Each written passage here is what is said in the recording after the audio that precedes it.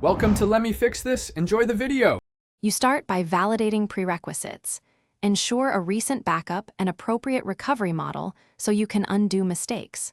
Once connected in SQL Server Management Studio as a user with DB owner rights, locate the target database and the specific table.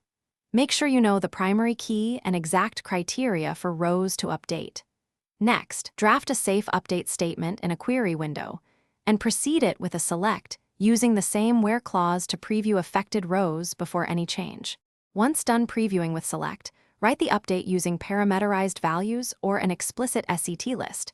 This prevents injection and ambiguous changes. For multi-step logic, consider a CTE or merge to join source data cleanly. Make sure to include the exact where clause and use TOP if you want a sample. Then start a transaction, begin tran, run the update, and run a validating select to confirm the intended rows changed. If anything looks off, use rollback to revert immediately.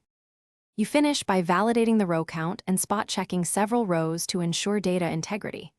Once satisfied, run commit tran to make changes permanent, then update statistics and rebuild indexes if performance could be affected.